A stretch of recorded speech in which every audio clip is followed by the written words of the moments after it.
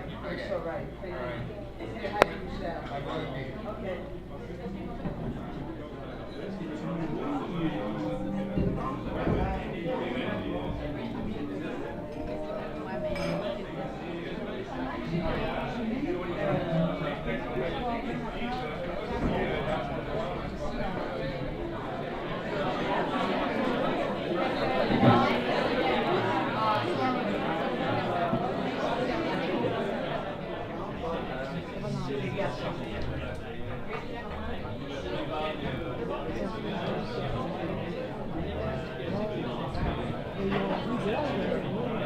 Oui, c'est ça.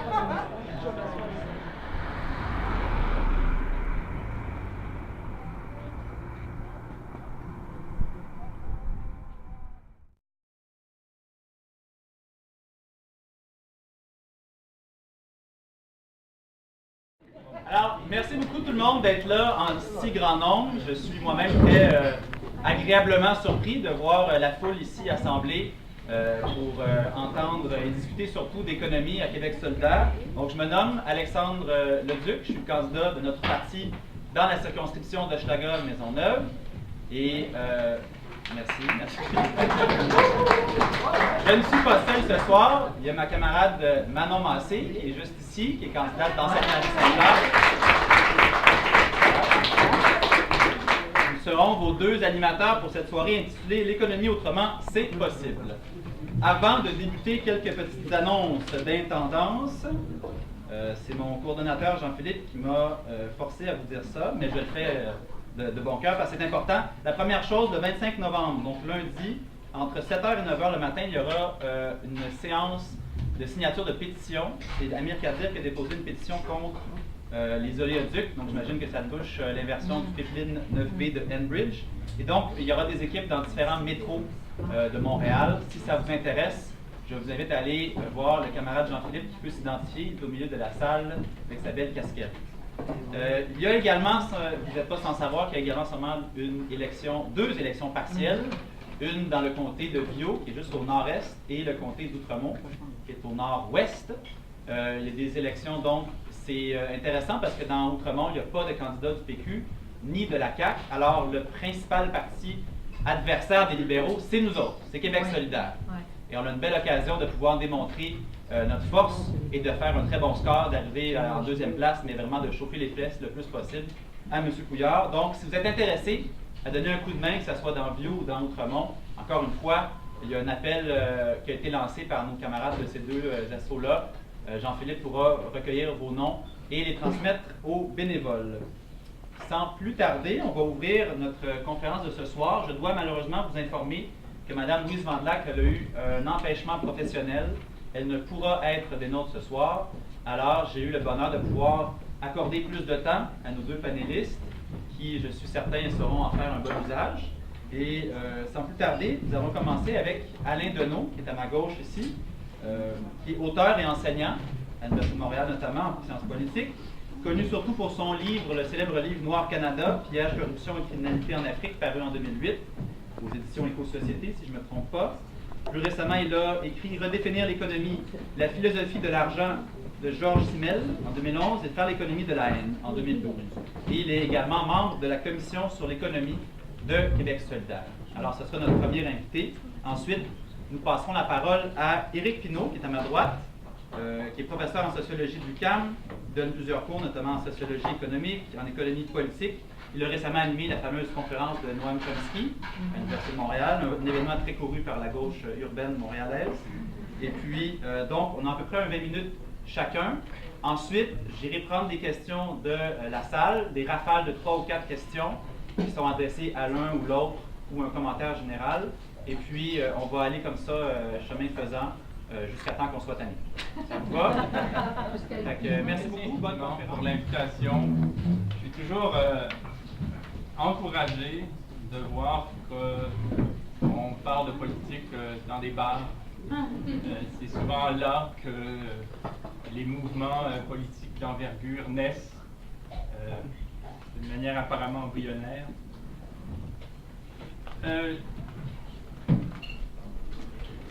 Je voudrais partir d'un problème qui me semble fondamental. à savoir le rapport qu'on a au mot économie et à ce qu'on en a fait. Très souvent, les tenants de la justice sociale n'aiment pas ce mot, ou s'en méfient, ou trouvent suspect au fond que sous couvert d'économie, on traite d'enjeux qui font fi de ce qui nous importe. Hein. On a souvent eu dans l'histoire de ce pays, par exemple, des premiers ministres qui disaient « cessons de parler de telle chose, de telle autre, revenons à l'économie ». Comme si c'était un domaine totalement à part et excluant.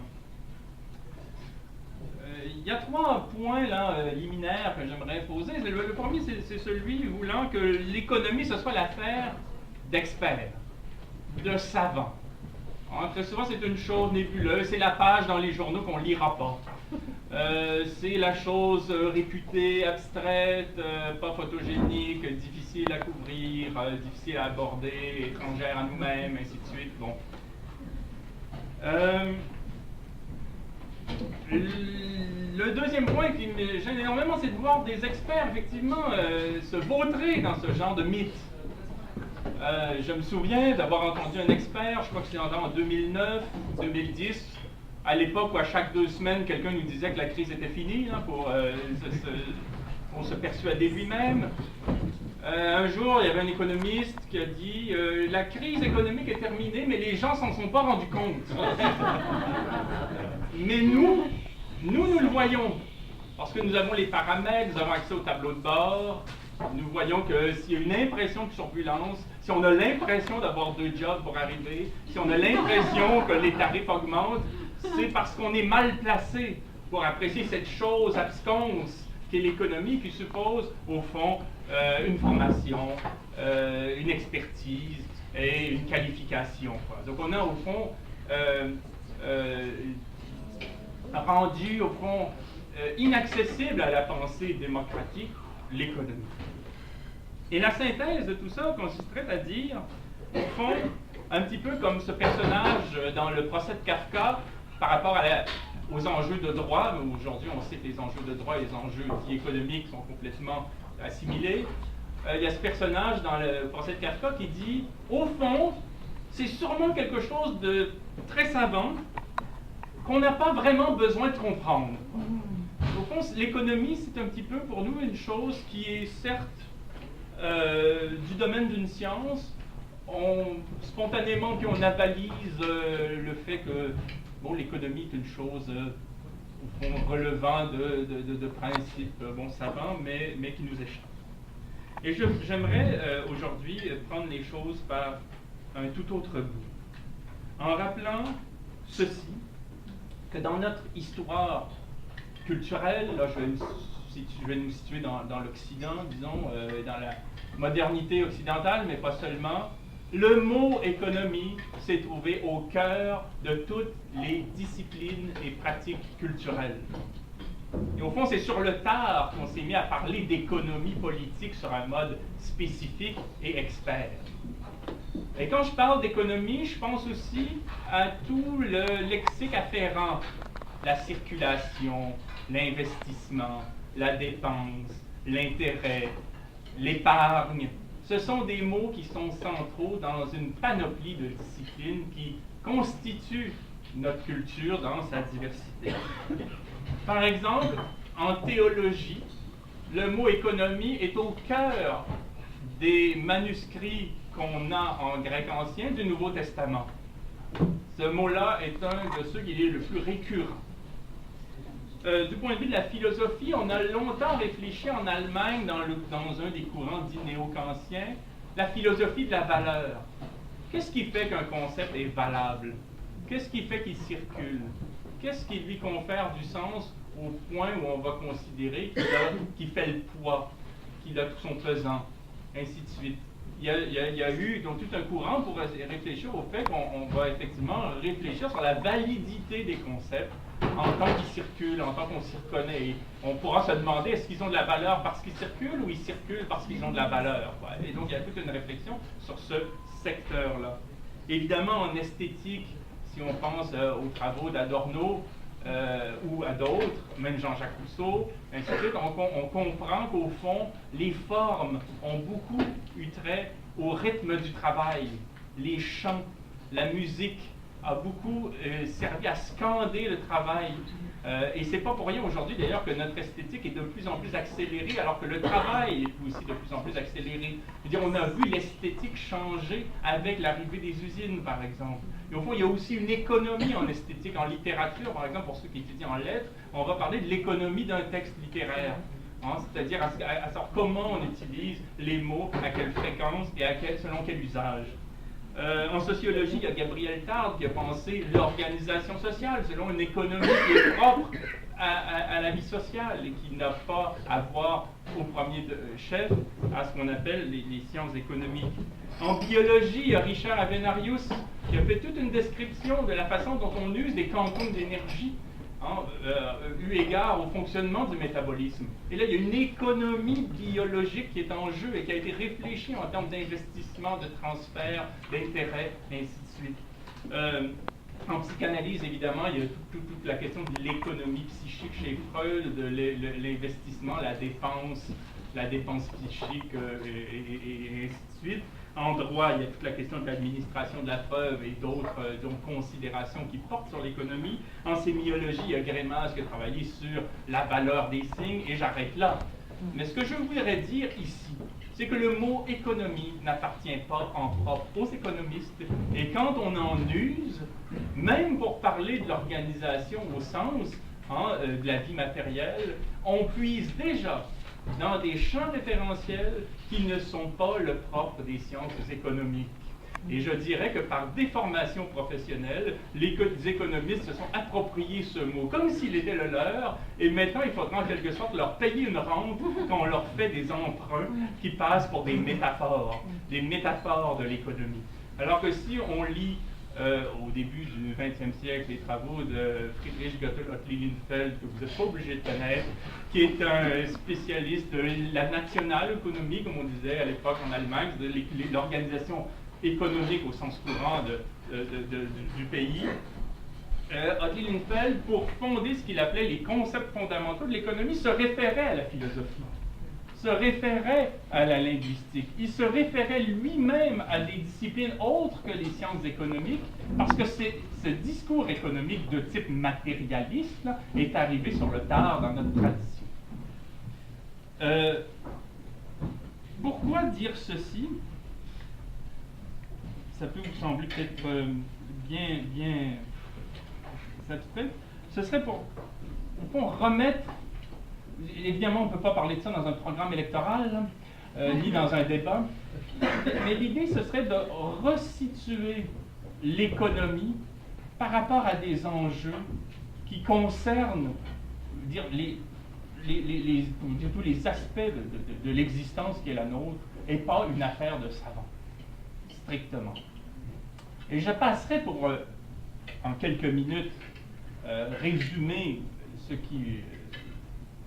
en quoi on peut entendre la chose, en faisant, à titre d'exemple, pour montrer comment l'économie procède d'autre chose que d'une science abstraite très lointaine, de l'étymologie du verbe compter. Compter, C-O-N-T-E-R, et compter, C-O-M-P-T-E-R, ont la même étymologie. Et au départ, n'existait qu'un verbe qui était compter, C-O-N-T-E-R. Parce que de toute façon, quand on raconte une histoire, qu'est-ce qu'on fait? Eh bien, on compte. On dit premièrement, il s'est passé ceci. Deuxièmement, il s'en est suivi autre chose. Et troisièmement, tout ça a découlé sur une troisième action et on compte. Et on s'est mis à un moment donné, par le compte C-O-M-P-T-E, à distinguer le fait d'énumérer, en littérature on énumère souvent, le fait d'énumérer du caractère sensible de l'énumération. C'est qu'on en est venu simplement à, en quelque sorte, isoler le tempi de séquences sensibles sans tenir compte de la sensibilité. Ce qui a été finalement un moment assez grave dans notre culture, peut-être aussi important que les inventions de Gutenberg ou d'autres, dans le sens où là, on a en quelque sorte rendu abstraites les opérations. Il reste néanmoins que dans notre tradition, l'économie procède toujours d'une fable. d'une histoire, d'un conte. Hein, les bouts de papier qu'on s'échange et qui s'appellent l'argent, ce sont aussi des devises sur lesquelles il y a une devise, et la devise, c'est souvent aussi des devises du genre « le client a toujours raison », ou des histoires, au fond des espèces de phrases qui sont marquantes dans une organisation. Quand on lit Marcel Mauss, par exemple, sur certaines populations de Polynésie, on se rend compte qu'il y a eu des populations qui ont fonctionné strictement sur le compte, sans se référer à l'argent ou à des sciences économiques. Ça s'est appelé, par exemple, le Ho, H-O. Et le Ho, qu'est-ce que c'était? C'était un esprit qui accompagne tout don. Hein, j'offre à Alexandre un livre, et dans ce livre, il y a un esprit. Et cet esprit-là, il se retourne contre le destinataire du cadeau s'il ne procède pas lui-même à une offrande à son tour, pour faire en sorte que le mauvais esprit circule. Et au fond, on se le fourgue. Et quand on offre quelque chose à quelqu'un, on lui offre aussi un poids. Et donc, cette économie-là fonctionnait sur la base d'un compte, C-O-N-T-E, qui, au fond, permettait de faire les comptes. Et c'est pour ça que dans notre histoire, dans toutes les langues, compter et compter sont similaires. Hein, en allemand, par exemple, raconter une histoire, c'est erzählen, et compter au sens numéraire, c'est zahlen. En anglais, quand on va au guichet, on a le teller à qui on parle et qui est au fond un compteur, ainsi de suite. Et il y a énormément, au fond, j'aurais pas le temps ici d'y aller de tout ce qu'on peut tirer de cet enseignement-là, mais l'idée c'est de situer l'économie au centre d'une chose qui est anthropologique, si on veut, davantage que strictement paramétré sur un mode positiviste. Et j'ai combien de temps? Il en reste 8. Bon, je vais plonger dans un exemple plus circonstancié. Marie-Josée Mondzin est une femme spécialiste de l'image, une esthéticienne, qui a étudié la présence du terme économie dans le Nouveau Testament. Et elle constate d'une part que le mot économie veut à peu près tout dire. C'est parfois la rédemption, c'est parfois la résurrection, c'est parfois le Christ lui-même, c'est parfois la foi. Et les traducteurs qui ont traduit ces manuscrits-là s'excusent à chaque fois de devoir traduire le mot économie dans un sens différent. Et au fond, ce qui fait le sens du mot économie, c'est qu'il est lui-même économique. Il circule, il revient, il prend de la valeur, on lui confère du sens. Et on finit à un moment donné par comprendre ce qu'il veut dire sans pour autant avoir l'espèce de mot translittéré qui permettrait de figer sa signification. Et précisément, c'est cette économie-là qui permet un fonctionnement dans la communauté, disons, de croyants, sur un plan économique au sens courant. Et je donne un exemple ici. Je suis assez, c'est peut-être par déformation, je suis un professeur de moi-même.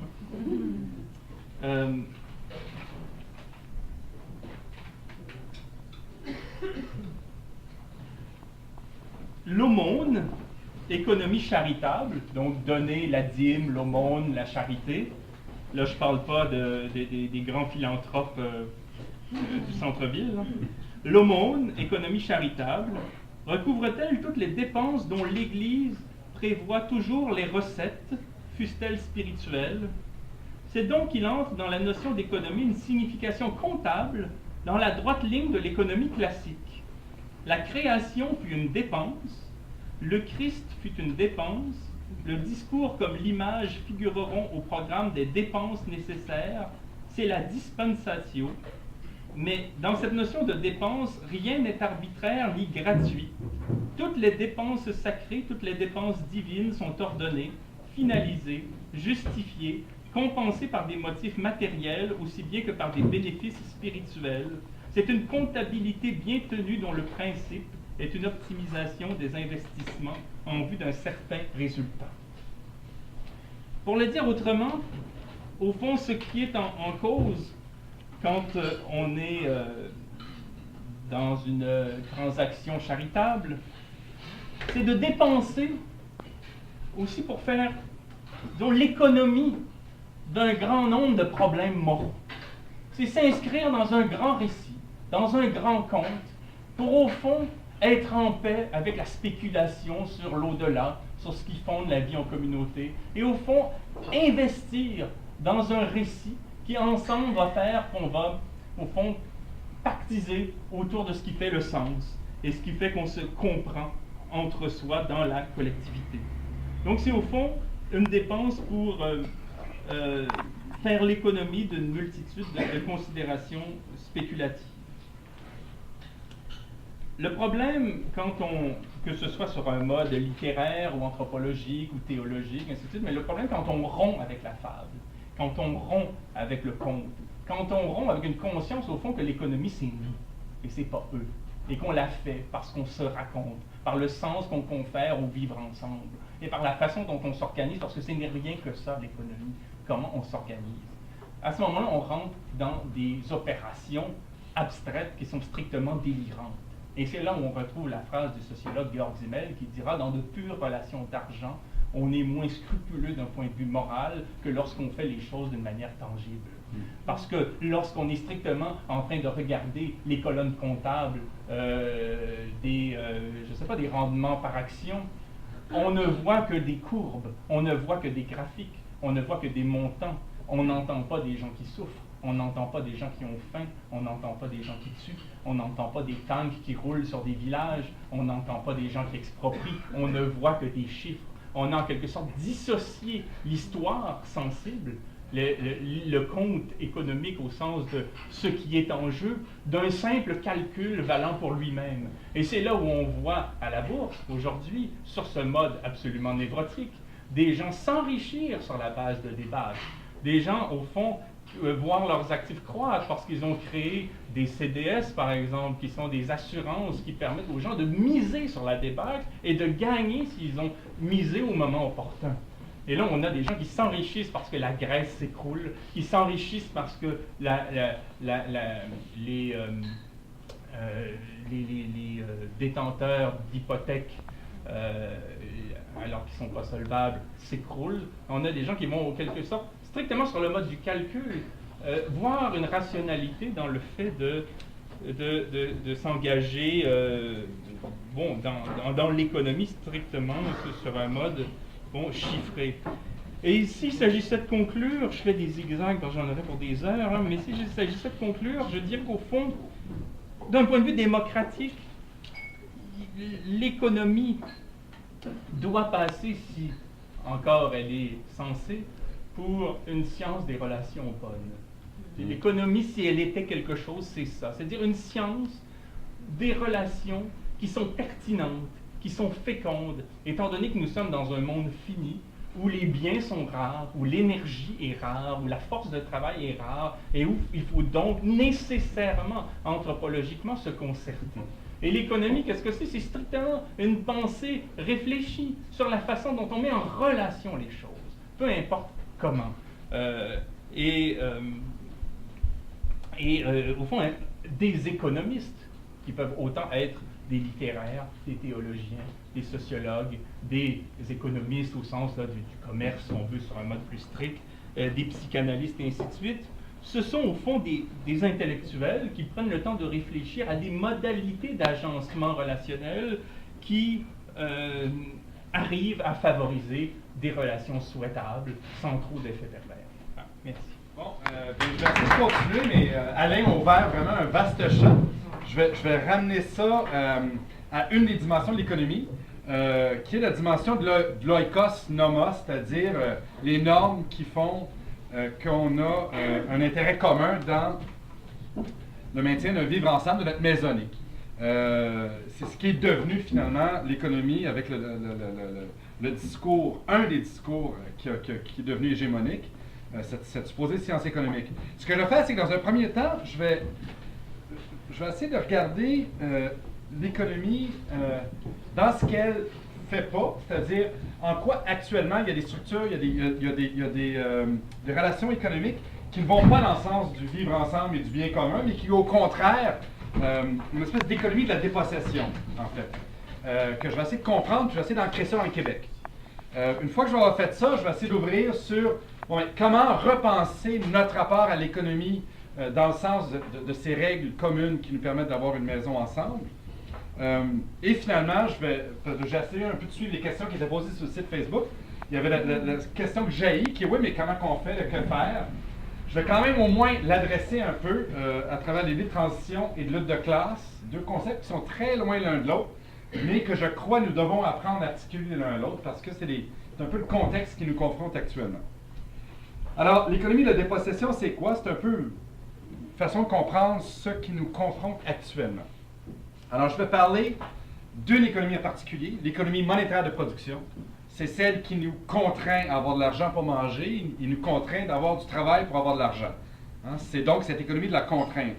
Actuellement, au Québec, cette économie, elle est prise entre trois, et ça depuis la crise, mais un peu avant, en fait, elle est prise en trois dynamiques.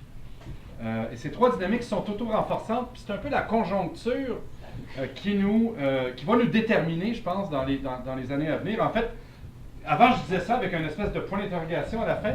Depuis que Larry Summers, aux rencontres du FMI, a dit c'est ça, je peux le dire en toute certitude. Si Larry Summers, un banquier, peut le dire au FMI, moi je peux bien le dire dans mon petit coin.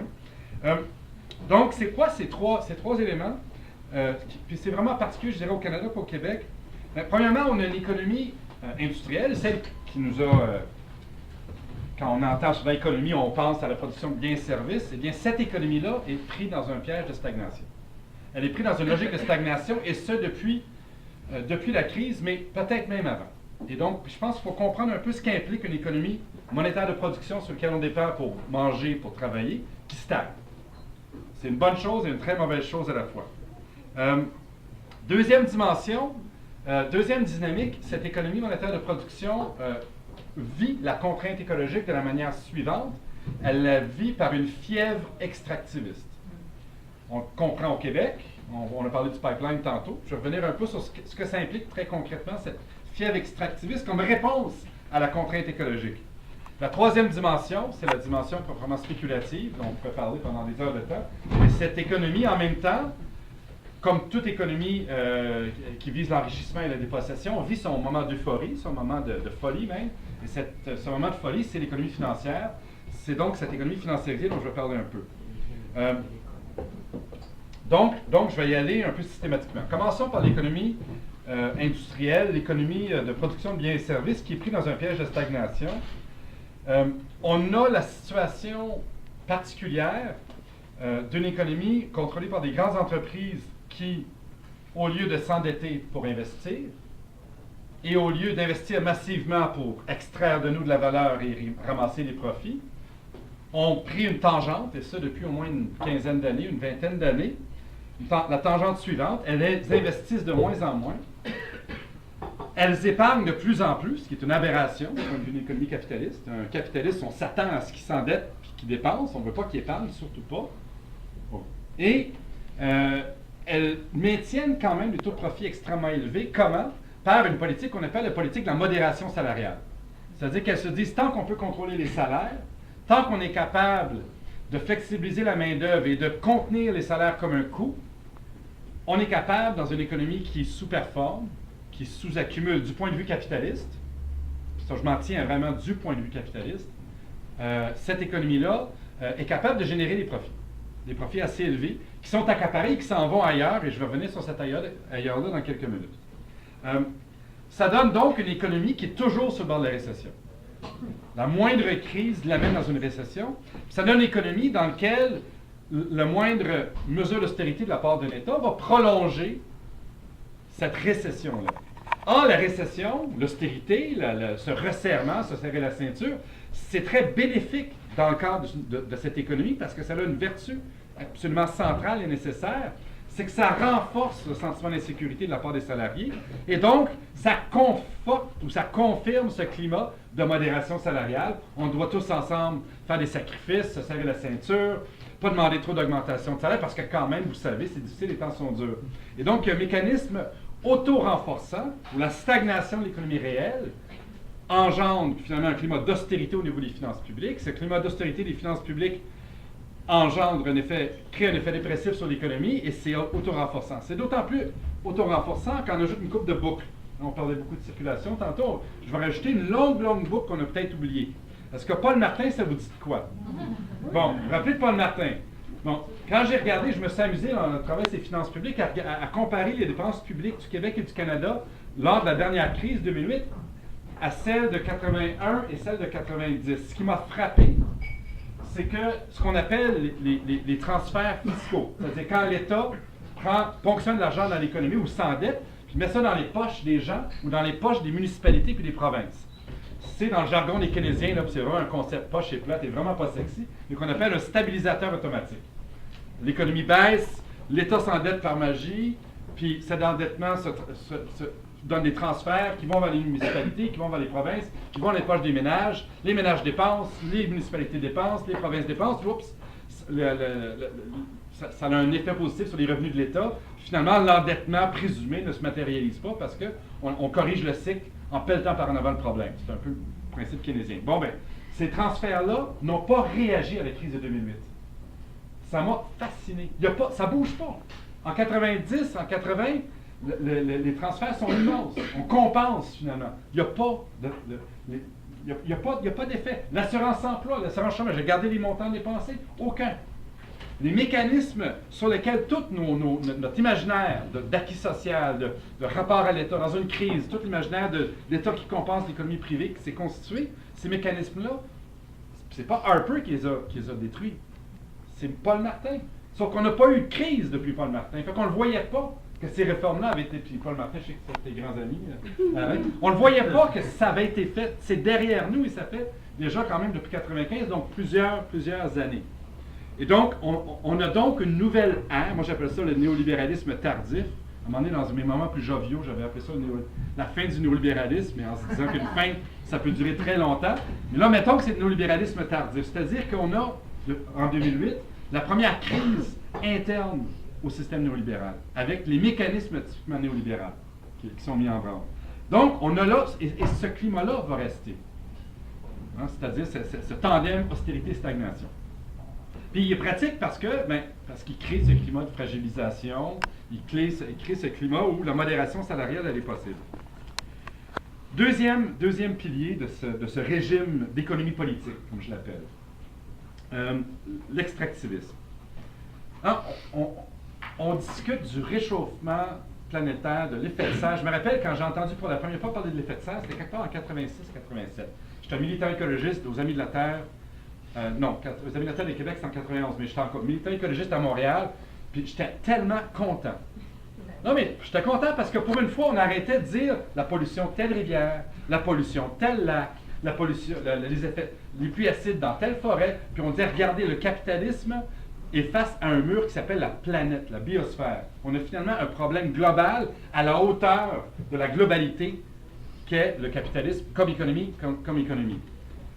Mais on est rendu en 2013, il y a encore du monde qui ne croit pas au réchauffement. La majorité des États n'ont pas atteint leur cible de Kyoto. Kyoto, c'est par ailleurs une bourse, c'est par ailleurs une modalité de régulation des changements climatiques entièrement néolibérale, sur laquelle on peut revenir dans la discussion. Mais ce qui me fascine surtout, c'est que la réponse la plus importante, c'est la course vers les dernières formes de pétrole non conventionnel. C'est ça, la réponse réelle qu'on voit, de fait, c'est les sables bitumineux, puis anticaustiques, le pétrole de schiste. C'est vers ça qu'on s'en va. Donc, la trajectoire dans laquelle on est pris, c'est une trajectoire où les grandes économies s'agarochent vers les dernières sources d'hydrocarbures. Puis tout le monde est à la course pour essayer de les prendre. Puis ces dernières sources-là, on le sait, sont extrêmement polluantes. Je peux regarder en haut et en large sur pourquoi. Mais cette fièvre extractiviste, et cette idée que, oui, on a une économie industrielle qui stagne, oui, l'économie de production de biens et services, ça ne va pas bien, oui, l'État n'est plus capable de se financer adéquatement en ponctionnant les entreprises, en ponctionnant les ménages, parce que c'est moribond, le PIB croît 2%. Mais c'est pas grave, on va se virer de bord, puis on va tirer une rente de l'extraction des ressources naturelles. Mais ce climat-là, encore là, c'est une structure qui n'est pas temporaire, c'est pas une conjoncture particulière au débat actuellement sur la ligne 9, c'est une conjoncture qui va rester. Cette tentation extractiviste d'aller chercher les dernières gouttes d'hydrocarbures, puis de se battre pour, puis de tout mettre en œuvre comme économie, comme société, pour le faire. Donc ça, c'est le deuxième. Et c'est pas juste, puis ça, je pense que c'est important de le voir, c'est pas juste Un petit projet, c'est un projet de société. Hein. On va reconfigurer l'ensemble. Déjà, le Canada s'est reconfiguré autour des sables bitumineux. On le voit là avec le dernier rapport qui est quittant puis que Pingvin a fait sur l'impact sur sur les structures économiques du Canada. Puis le Québec, ça va être la même chose. Si on y va, on va radicalement changer la nature de notre économie autour d'une économie de l'extraction. Puis une économie d'extraction, puis ça, je vais pousser un peu plus loin, qui conforte une des dimensions, je dirais, centrales au capitalisme avancé. Le capitalisme avancé, c'est Barron et Sweezy, dans un vieux livre, Capitalisme monopoliste, qui l'avait... on dit que c'est une économie fondée sur le gaspillage. On surproduit, fait qu'il faut trouver une façon d'écouler la surproduction. Donc, on invente la surconsommation, puis la surconsommation, c'est du gaspillage. Qu'est-ce que ça veut dire très concrètement dans le cas actuel? On pourrait faire la transition avec l'électricité, mais pas juste la moitié comme le PQ nous présente, là, même pas, c'est un centième.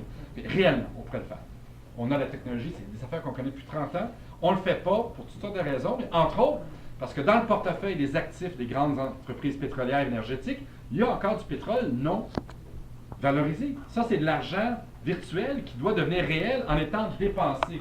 Et donc, de leur point de vue et du point de vue des gouvernements qui endossent le projet extractiviste, on a intérêt à brûler la dernière goutte de pétrole. Mais c'est pas évident de brûler tout ce pétrole-là. Pensez-y 2 minutes. Là. Il y en a du pétrole dans les sables bitumineux. Mais on va trouver le moyen de retarder l'avènement du transport en commun électrifié, de retarder la sortie du plastique à base d'hydrocarbures, de retarder un paquet de choses qu'on pourrait faire pour brûler la dernière goutte de pétrole, pour aller chercher la dernière rente qui va aller dans les coffres de l'État, puis pour aller chercher la dernière source de profit qui va aller à Suncor ou Enbridge. Et donc, cette économie extractiviste, elle nous enferme dans une trajectoire assez problématique et assez peurante. Finalement, l'économie financière. Alors, quand je me suis attardé un peu à la conjoncture de la reprise au Canada pour au Québec, je vais prendre une gorgée.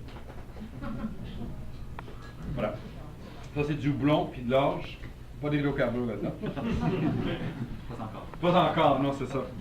La bière de synthèse, ce serait bien facile à faire, je suis sûr. Quelqu'un y a pensé. Donc, quand je me suis attardé à la trajectoire de l'économie québécoise dans le sens très étroit là, et très poche, là, ce qui m'a frappé, c'est que si d'un côté, l'économie réelle stagnait, l'économie financière allait super bien. Elle allait super bien, puis il y avait un paquet d'indicateurs, mais il y en avait un qui m'a fasciné. Ce que j'ai fait, c'est que j'ai regardé, depuis la crise, la croissance de 3 grandeurs. Là, c'est vraiment du comptable, là, mais des fois, c'est le fun de passer par là. Ça éclaire sur des choses qui peuvent nous ramener après à du 10 000, justement. J'ai regardé la croissance des salaires. Tu prends comme base 0 2008, juste avant que la récession soit déclarée. Base 1, 100%. Là, tu regardes la croissance. Ça passe où? Ça s'en va comment? J'ai pris la consommation des ménages. Qu'est-ce qu'ils dépensent?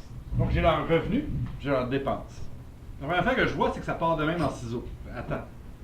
Ça, c'est la consommation, puis ça, c'est les salaires. Tu te dis, mais OK, les gens continuent à consommer, mais leurs revenus ont stagné. Fait que là, après ça, j'ai pris le crédit à consommation, pas les hypothèques, là.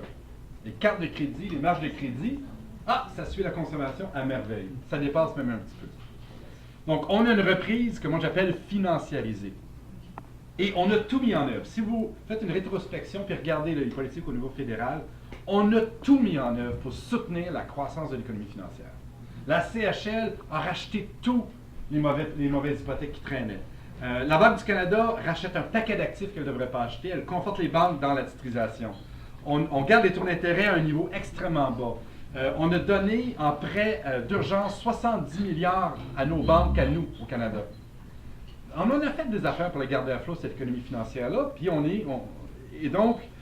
puis quand on regarde l'évolution de la demande au Canada, on voit que la seule affaire qui tient l'économie en forme actuellement, dans son sens très étroit, c'est la minute parfaite, c'est... moi, je déprime toujours le monde. Non, c'est très intéressant. Non, mais j'arrive jamais aux alternatives intéressantes. Je reste toujours jamais dans le... En tout cas, donc, cette troisième économie, elle, est capable, dans l'environnement actuel, d'être bouillante, d'être dynamique. Par contre, c'est une économie qui favorise radicalement l'élite et qui nous enchaîne de plus en plus dans une dépendance à la fois face au crédit et à la fois face au travail, parce que si on a des dettes, il faut bien les honorer en ayant un job. Donc, ça, c'est un peu le cadre dans lequel les débats économiques, dans le sens strict, vont se faire au Québec et au Canada dans les années à venir. Extractivisme, stagnation et austérité et financiarisation. Il faut donc pouvoir penser nos alternatives à travers une critique de ce triangle-là. C'est à l'intérieur. Ouais, là, en 5 minutes. Virer de bord, tout ça. Faut parler vite. Non, mais c'est ça, parce que là, j'avais quelles économies. Mais mettons qu'on commence à parler maintenant de l'alternative. Radical. Là, je vais passer, je fais jamais ça, là, mais je vais vraiment sauter complètement. Si on avait un projet alternatif pur à présenter, puis je vais essayer de faire le chemin après. Un alternatif pur à faire. Si moi j'avais défini l'économie un peu comme on m'a demandé, quand on m'a demandé de faire des présentations, je suis parti d'une idée un peu de Karl Polanyi, un peu polanienne. L'économie, ben, c'est 3 sphères qui sont imbriquées les unes dans les autres. Au cœur, on a l'économie dans le sens aristotélicien de la maisonnée commune avec ses règles. Moi, je l'appelle l'économie vernaculaire. C'est l'économie du don contre don, l'économie de quand je vais couper du bois chez un ami, quand mon ami Daniel vient chez nous, puis ensemble, on nettoie un bout de forêt, quand je fais un souper pour des amis, je les invite, mais aussi quand je fais à manger pour ma famille, quand mes enfants m'aident à faire quelque chose. Il y a beaucoup de production, de richesse dans le sens concret de ce qui fait que notre quotidien est notre quotidien, qui se passe hors de l'économie monétaire de production. C'est l'économie vernaculaire. Ce qui caractérise la trajectoire du dernier siècle, c'est la décroissance radicale de cette économie-là, l'économie vernaculaire, et sa colonisation progressive par le capitalisme. Et donc, le point de départ de toute réflexion émancipatrice, socialiste, sur l'économie, ça doit être de reconnaître l'existence de cette économie-là. Ça, c'est une dette qu'on envoie des féministes, parce que c'est elles qui nous ont parlé de ça en premier. Puis après ça, de dire qu'est-ce qu'on fait avec ça, comment qu'on pense. Puis le défi, je crois, puis là, ça va chercher des idées que comment penser une logique de valorisation légitime de ces activités-là. C'est quoi les principes, je pense qu'il y en aura un, mais les principes qu'on va pouvoir faire valoir politiquement pour reconnaître la valeur, mais pas une valeur juste de reconnaître que c'est là, mais reconnaître une valeur qui permette l'expansion, le développement de cette sphère-là, puis une expansion, puis un développement qui s'arrime aux émancipations réelles qu'on a faites dans le cadre du dernier siècle, parce que je ne veux pas non plus dire reculons d'un siècle, parce qu'il y a un siècle, moi je serais dans l'usine, ma blonde serait à la maison, puis la division sexuelle des tâches, ou genrer des tâches, ferait qu'il n'y aurait pas de... Et ça, c'est un acquis quand même d'avoir fait éclater en partie, au moins la légitimité, de la différenciation genrée des tâches dans l'économie vernaculaire. Maintenant, je pense que le défi, c'est de penser donc cette réconfiguration, en même temps son expansion. Son expansion hors aussi, je crois, des institutions qui l'ont porté pendant des millénaires. La famille, oui, la famille c'est important, mais il faut penser d'autres espaces institués que la famille traditionnelle. Il faut penser des espaces qui échappent à la logique des statuts, de la tradition, de l'autorité. Et là, on doit peut-être aller relire un paquet de 68 heures, André Goff, c'est tous ces gens-là sur l'idée comment des communautés peuvent se doter d'espaces qui permettent l'éclosion et l'émergence de cette économie vernaculaire. Alors moi, je pense, un exemple très concret, terre à terre, une politique des toits verts productif à Montréal doit inclure un espace pour ce type d'économie-là. Pas juste pour les loufots de ce monde qui veulent faire du profit en faisant pousser des affaires sur les toits, mais pour les gens qui veulent prendre en main leur capacité de produire. Premier cercle. L'extérieur, ça c'est le cœur. L'extérieur de notre économie, puis on l'oublie, mais et ça c'est pile dans le sens d'Alain tantôt, l'économie naturelle. La nature produit avec nous un paquet de choses. La nature sans nous ne serait pas ce qu'elle est aujourd'hui. Il y a un paquet, premièrement, d'êtres vivants qui ne seraient plus là, puis il y a d'autres êtres vivants qui seraient là.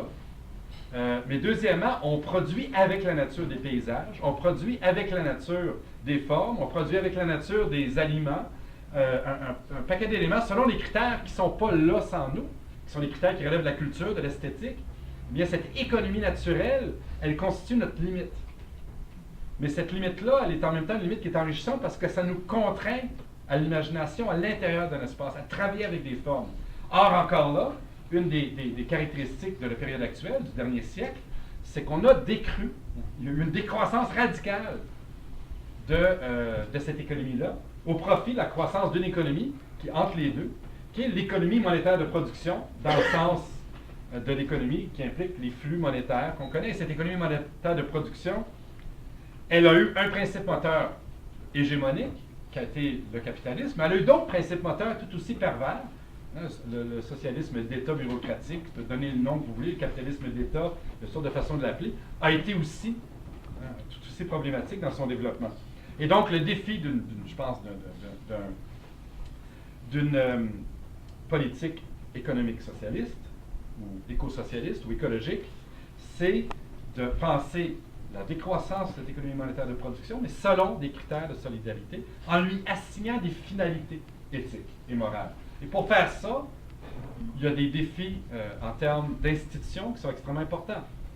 On ne peut pas garder, par exemple, la propriété privée incorporée, le principe de la corporation, qui est quelque chose qui fait juste bouffer de la puissance sociale, dans cette économie-là, si on veut la décroître. On ne peut pas. Il faut éliminer cette forme-là qui s'appelle l'entreprise incorporée à but lucratif. Ça est à scraper complètement. Il faut repenser la façon dont on comprend les circuits économiques. Il faut repenser. Bref, il y a un ensemble. Puis je présenterai, mettons, 3 pistes. J'arrêterai là-dessus. Je vais prendre à la bout de mon affaire. Oui, mais c'est ça, me présente les 3 pistes. Oui.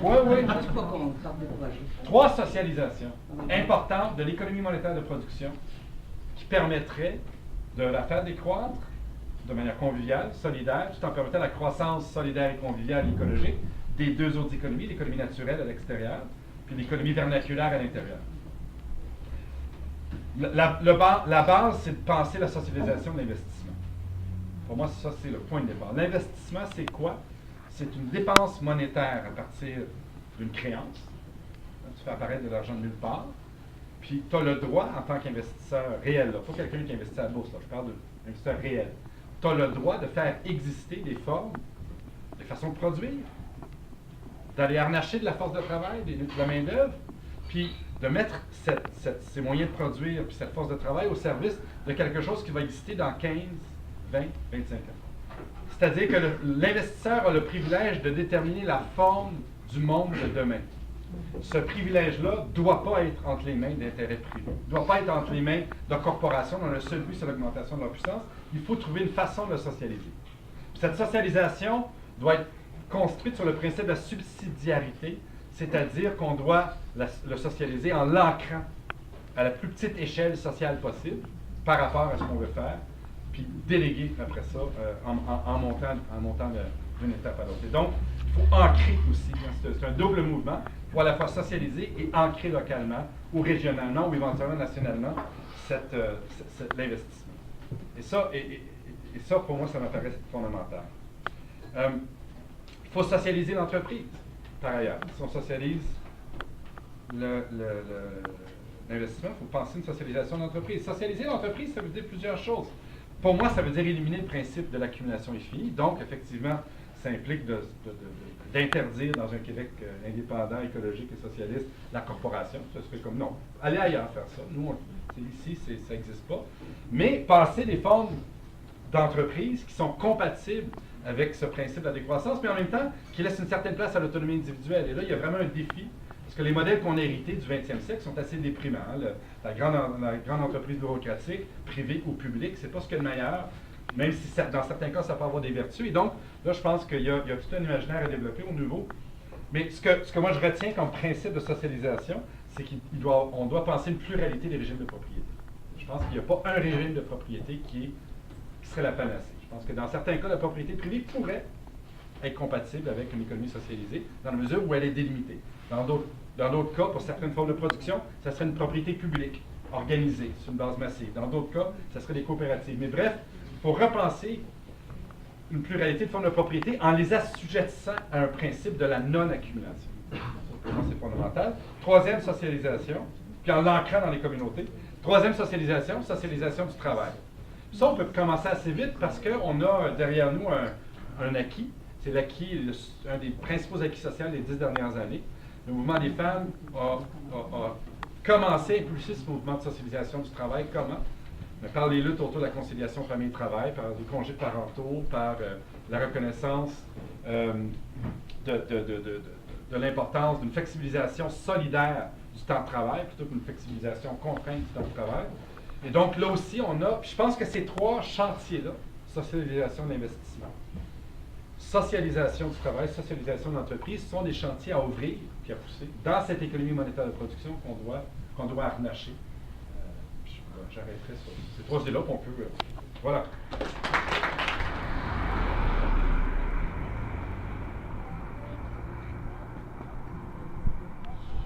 apprécié la référence aux médias. L'avantage qu'ont les grands médias sur, disons, les petits privés ou les médias sociaux, ainsi de suite, c'est que quand on lit, c'est de moins en moins vrai, cela dit, mais ça a été absolument vérifiable pendant des décennies. Quand on lit le titre, la une d'un grand journal, non seulement on est dans un processus communicationnel soi, mais on sait que son voisin l'est aussi. C'est la grande différence. On peut être des milliers à consulter un blog et à savoir qu'on est des milliers, mais on a de la difficulté à faire savoir qu'on le sait. C'est-à-dire que l'information qu'il y a sur, l'information ou la désinformation dont la presse produit ou le Journal de Montréal au quotidien, constitue au fond notre espèce de prière économique.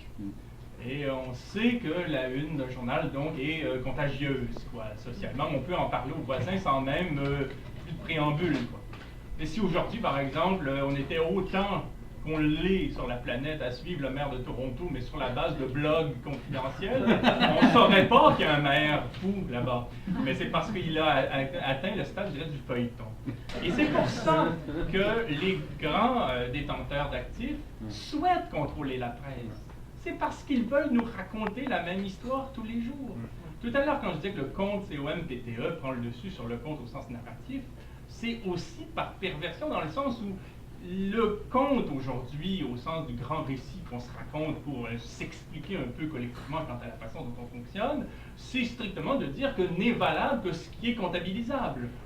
Et ça, c'est une grande histoire à fabuler qui n'a rien à voir avec les chiffres, mais qu'on nous présente comme étant, au fond, scientifiquement appuyée, alors qu'elle est au contraire l'espèce de pierre de touche assez mythologique du conte calcul.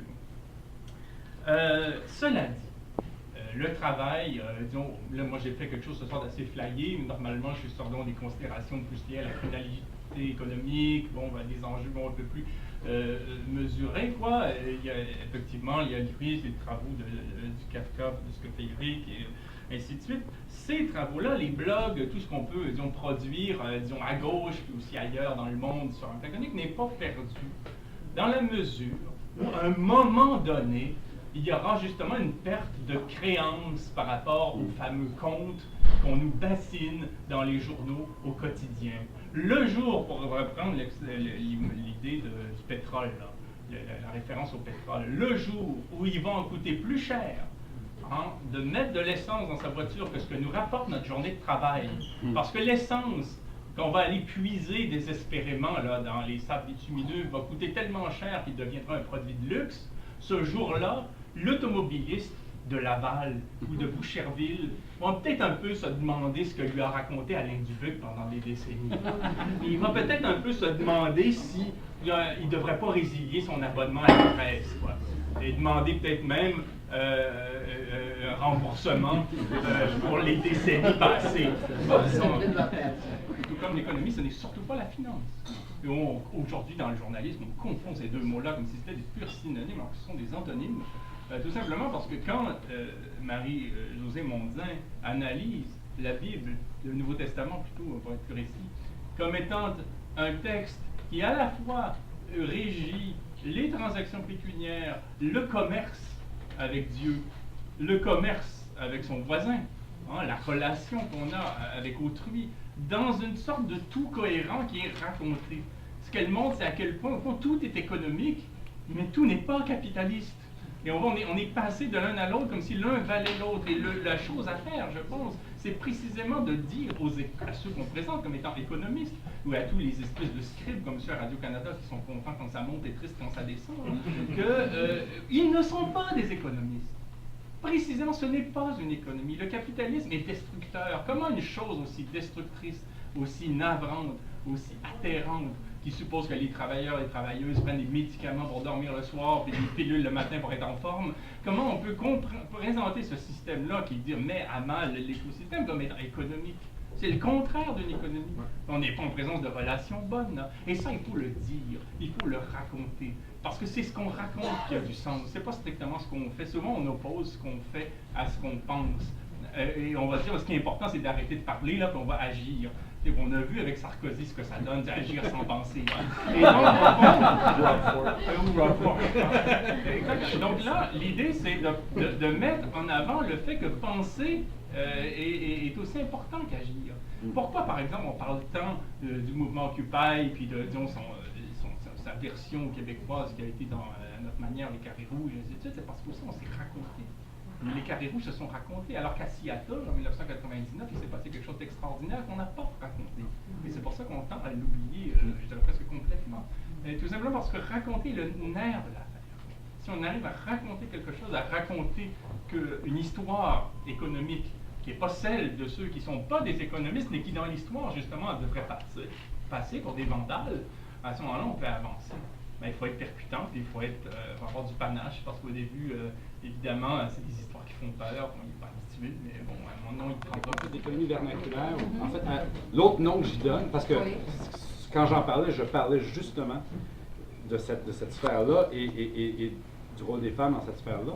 Mais il y a deux choses à dire. Bien, premièrement, l'autre nom que j'y donne, puis je le trouve plus intéressant, mais des fois, je suis un peu gêné de le... Je sais pas. Ça dépend moi, j'aime appeler ça l'économie ordinaire. Parce que ma grand-mère, quand elle faisait l'ordinaire, elle faisait la maison. L'ordinaire, c'était de faire exister le cadre de vie dans lequel on existe. Puis donc, j'aimais cette phrase ordinaire. Pour moi, cette économie ordinaire, c'est le cœur. C'est pas... puis j'ai précisé que c'était pour moi, et c'est le cœur qu'il faut faire recroître. Mais maintenant, il faut le faire recroître avec les acquis du féminisme du 20e siècle. Pour moi, ça, c'est hyper important. Il ne faut pas reproduire les rapports de genre qu'on a connus, c'est un peu ce que j'essaie de dire tantôt, qu'on a connus au 20e siècle.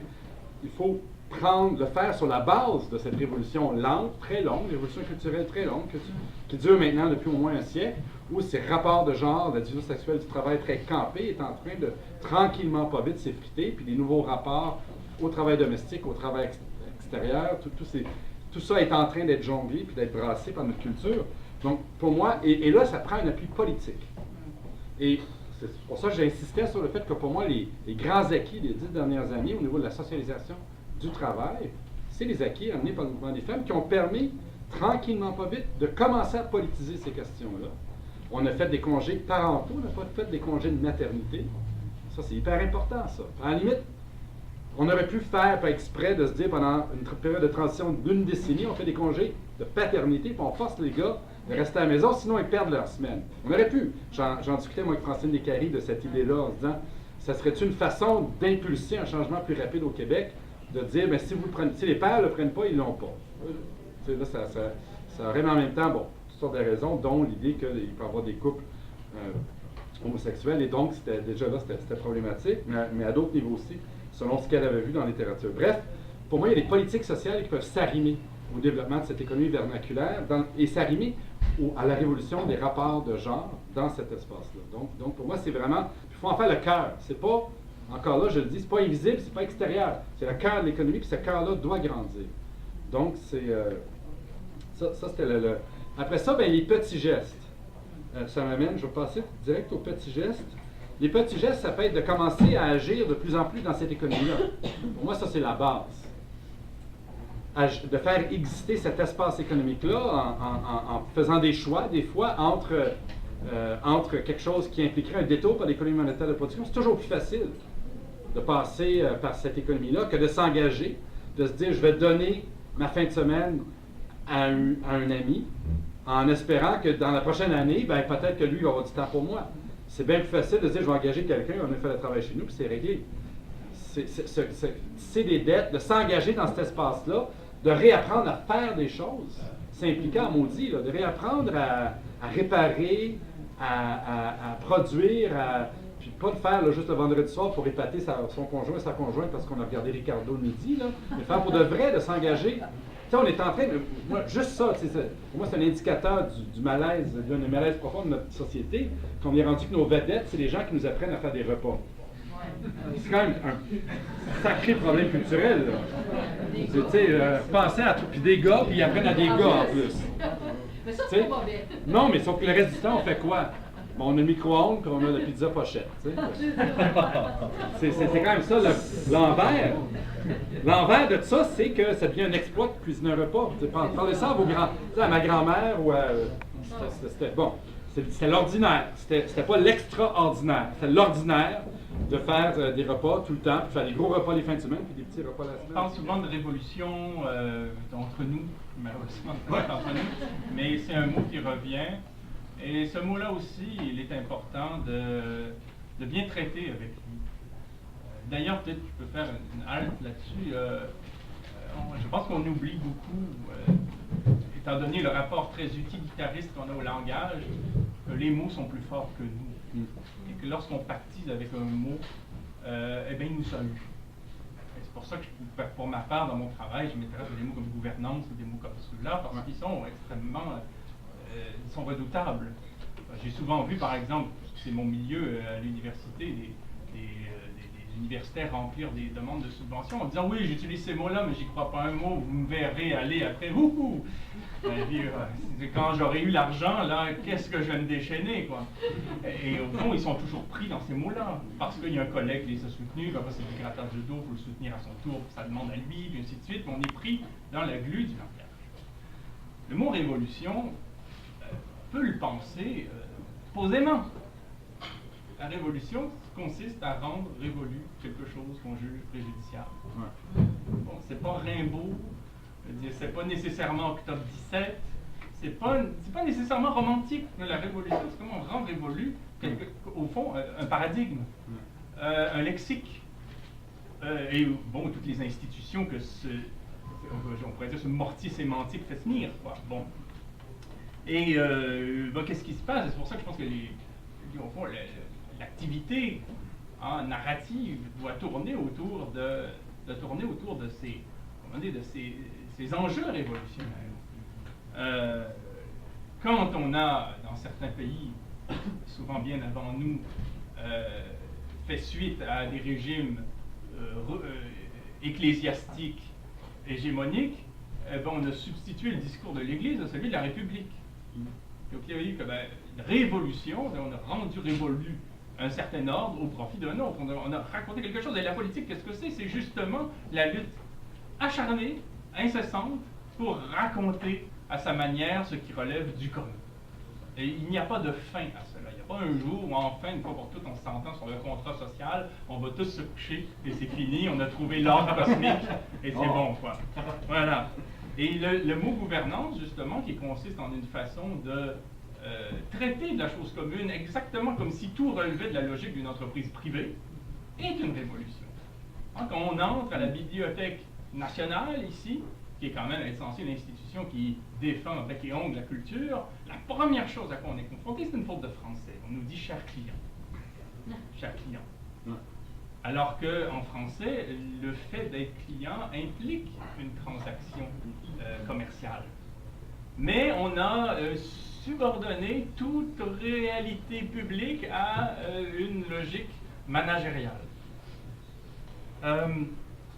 Je pense que dans ce qu'il faut raconter, et le mot a surgi dans ce que nous disait Éric, c'est celui de contraindre. L'astuce narrative formidable du capitalisme, ça a été de tabler sur la notion de liberté. Libre-échange, libéralisme, libre entreprise, la liberté, alors que la liberté découle de conséquences. Mais du moment qu'on commence en parlant de liberté, on fait abstraction de l'endroit des contraintes et aussi des pôles de délibération des contraintes. Un petit geste, on a un quantum d'énergie limité, on a 24 heures dans une journée, on ne va pas tout transformer tout seul, mais on n'est pas tout seul déjà. Un premier petit geste à faire, c'est comprendre qu'on est des sujets collectifs dans l'histoire. Et d'autre part, c'est de faire en sorte que le petit geste soit nécessairement en tension vers une grande œuvre. Vers une grande œuvre collective, quitte à un moment donné se demander parfois si on ne délire pas. Mais mieux vaut ça.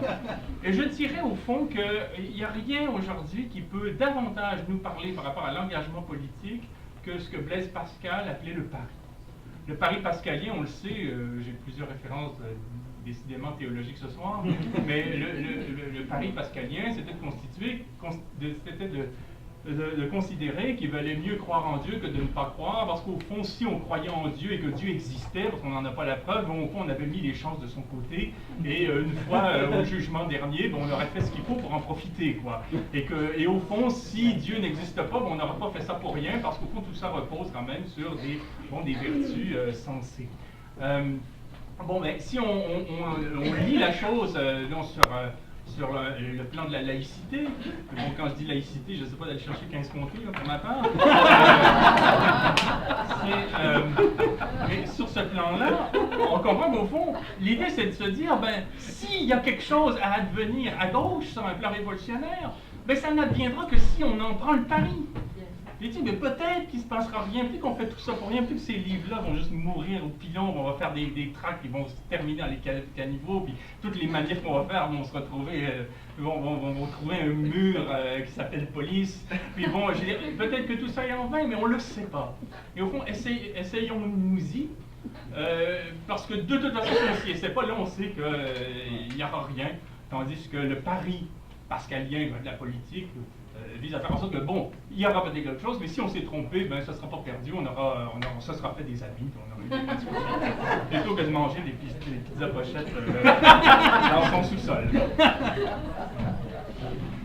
Alors, il approche déjà 9 heures, je vais donc passer la parole à Manon pour la synthèse. Bonne chance. Je pense que c'est très dense, c'est ce qu'on pourrait dire. Puis, vas-y Manon, je te laisse la parole. Regardez, je n'aurais pas la prétention de faire synthèse. Dieu merci, ça a été filmé. Les gars, ils répètent ça régulièrement, fait que vous pouvez retourner les voir. Mais moi, c'est une couple de fois que j'y vois, fait que ça commence à rentrer tranquillement. Premièrement, je veux vraiment vous remercier parce que c'est pas décourageant. Au contraire, de s'entendre et de se réentendre et de se laisser raconter cette histoire-là, c'est une façon aussi de nous redonner du pouvoir sur ce qu'on se sent complètement dépossédé, parce que c'est ça qu'ils réussissent à faire, l'économie, surtout quand tu n'as même pas de bac dans le vie. Ce que moi je retiens de l'exercice qu'on a fait ce soir, c'est l'économie, ça nous appartient. L'économie, c'est nous. C'est nous qui allons y donner son compte, le raconter, mais qui va aussi la faire, la créer. C'est intéressant ce que Éric amenait du cœur qui va vers l'extérieur, mais qu'on a quelque chose dans le centre à faire ensemble. Je pense que là, beaucoup de belles images qu'on peut continuer à explorer ensemble. Puis je pense que l'intérêt à Québec solidaire, c'est qu'on les explore déjà, ces idées-là. Aussi, Alain qui nous dit, ayez pas peur de vous réapproprier l'économie, parce que dans les faits, elle nous appartient déjà dans toutes les sphères de notre vie. Tu disais pas les sphères, là, mais tu sais, quand tu as lu le truc sur la théologie, moi, les deux bras m'ont tombé. J'ai dit, ouais, effectivement, il est en train de me parler d'économie, là. C'est fou. Et d'autres exemples. Alors, ça, moi, je trouve ça extrêmement inspirant, parce que justement, ce que cette droite, avec ces grands médias qui nous rappellent, surtout en première page, qu'on n'est pas supposé de comprendre, hein? Vous comprenez, là? Comprenez pas, ça se peut pas, parce que c'est une science exacte, en plus, je ne l'ai pas nommé, là, mais c'est tellement exact ça, comme science que on va regarder les colonnes puis il va se passer quelque chose, alors que dans les faits, on connaît l'histoire de l'économie depuis des millénaires. C'est ça que vous nous rappelez, c'est ça que vous nous rappelez ce soir, et que on a une responsabilité comme gens qui réfléchissons ensemble, parce que, je ne sais pas, on est 70, combien qu'on est, Christian, t'as-tu compté? 75, hey, j'ai l'heure, hein, j'ai l'œil. On est 75 là ce soir, qui sont là pour essayer de comprendre un peu plus. Hein? On n'est pas là parce qu'on n'avait pas rien d'autre à faire à soir, parce qu'on voulait... manger pizza pochette. Oui, c'est ça, puis on voulait venir boire de la bonne bière au café. Mais c'est parce qu'on veut aussi se réapproprier ces choses-là. On a envie de le comprendre pour être capable d'agir dedans. Et je pense que vous nous avez donné des éléments pour ça. Et oui, c'était intéressant aussi l'ensemble des éléments qui ont été soulevés. Mais moi, bien sûr, comme féministe, il y en a un que je vais soulever, parce que j'étais aux États généraux du féminisme en fin de semaine. Et je pense que vous allez avoir du plaisir à lire ce qui est sorti de la réflexion féministe justement sur l'économie. Et vous allez reconnaître des choses que vous pensez déjà. Je pense que vous avez soulevé aussi des choses, en tout cas pour moi, là, je fais de la projection, c'est pas la synthèse. Toute la question des petits gestes, hein, parce que ça aussi, c'est rentré dans notre tête. Je pense que vous avez été très respectueux des petits gestes qu'on pose à chaque jour, mais en même temps, vous nous avez rappelé qu'il ne fallait pas manquer d'ambition. Et là-dessus, je soulèverais que le recyclage, quand on connaît l'entreprise, quand on connaît ce qui se passe en arrière de ça, c'est encore plus écœurant que ce que tu as pu raconter. Mais c'est ça prendra un autre événement. Et la question de la retraite. Ah ben là, moi j'ai besoin d'aller lire et je pense que je saisissais en gros ce qui était amené là. Mais c'est comment on la réinvente. On est tellement pris dans cette boîte-là, on est tellement discrédité. À imaginer, là, quelqu'un qui n'a pas étudié en économie, ben, qui n'est même pas professeur, qui parle d'économie. Là, c'est comme, et puis là, quand on embarque sur des termes comme la retraite, même M. Labombe dit que c'est vraiment très difficile à comprendre. Pour lui. Fait que donc, des belles pistes pour moi là, que je repars avec à réfléchir. Et puis, je pense que c'est ça que j'ai envie de vous faire comme synthèse. Puis, je vous remercie vraiment beaucoup. Je remercie Alexandre avec son équipe de nous avoir concocté ça. C'était vraiment très hot.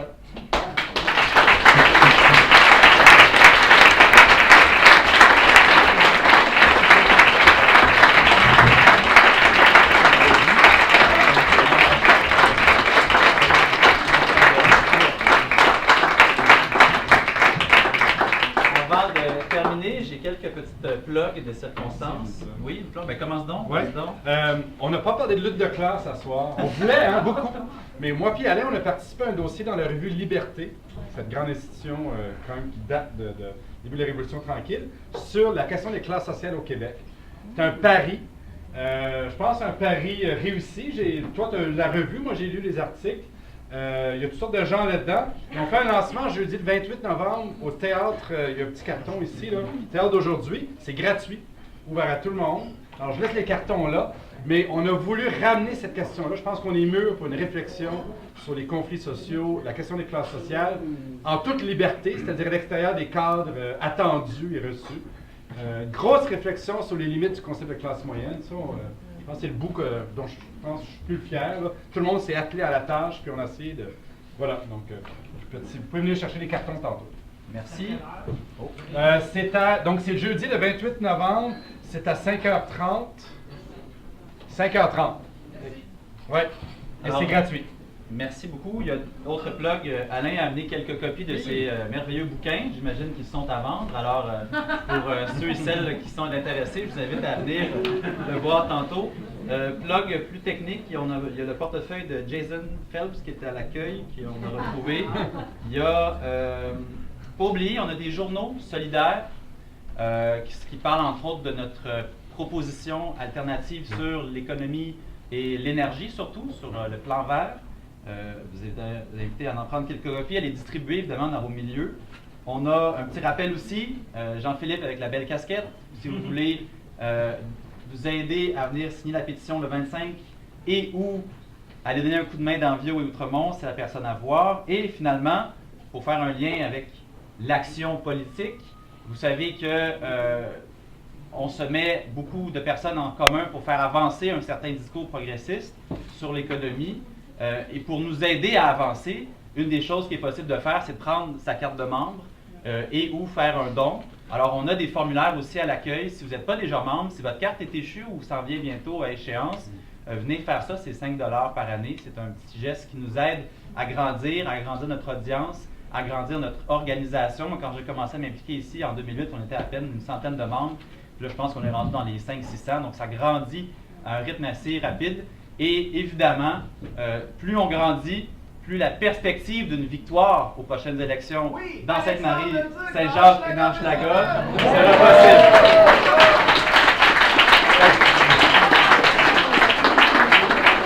En terminant, merci. Oui, on a lancé, oui. Un gros merci au Bobby McGee de nous avoir accueillis. Merci Ouais. beaucoup.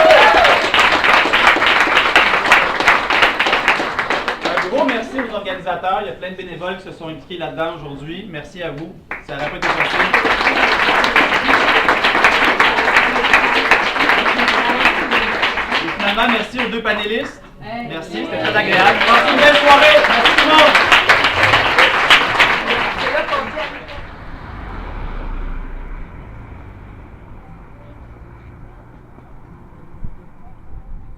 Les espaces dédiés à la réparation de vélos.